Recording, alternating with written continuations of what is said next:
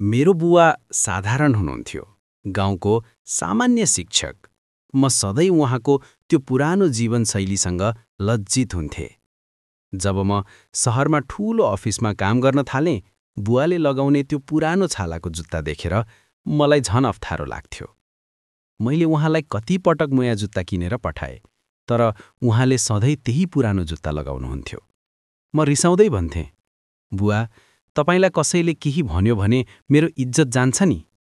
बुवाले मुस्कुराउँदै भन्नुहुन्थ्यो, बाबु, यो जुत्ता मेरो साथी हो, यसले मलाई दुःख दिँदैन। समय बित्दै गयो र बुवा बितेर जानुभयो। कर्म सकिएपछि म बुवाका पुराना सामानहरू मिलाउँदै थिएँ। एक कुनामा त्यो पुरानो जुत्ता भेटाए। त्यो नै जसले मलाई कहिल्यै गर्व महसुस गराउन सकेन, तर बुवालाई कहिल्यै छुटेन। मलाई रिस उठ्यो, किन यो यति पुरानो जुत्ता मात्रै लगाउनु भएको होला। मैले त्यो जुत्तालाई हातमा लिएँ, जुन जुत्तालाई म कहिल्यै सम्मान गर्न सकिन। त्यो बेला मेरो नजर तल पर्यो। जुत्ताको तलतिर सानो च्यातेको भाग थियो। मैले त्यो भाग हेरेँ। भित्र केही चम्किएको देखेँ। जुत्ताको सोल मुनि नोटहरूको एउटा सानो बन्डल लुकाइएको रहेछ। म अचम्मित भएँ।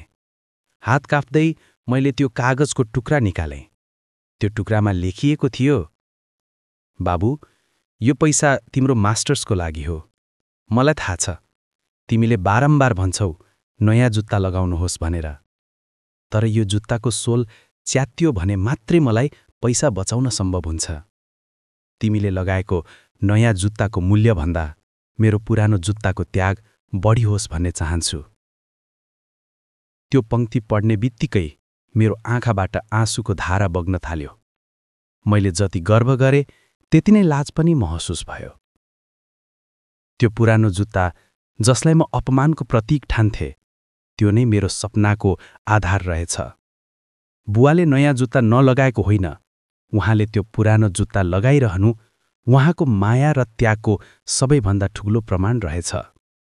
म भक्कानिएँ। साँच्चै बुवाको त्यागको मूल्य कुनै पनि ब्याङ्कको ब्यालेन्सभन्दा ठूलो हुन्छ, कुनै पनि महँगो जुत्ताभन्दा अझ गहिरो, अझ गरिमामय। तर यो सत्य बुझ्नको लागि मलाई धेरै ढिलो भइसकेको थियो।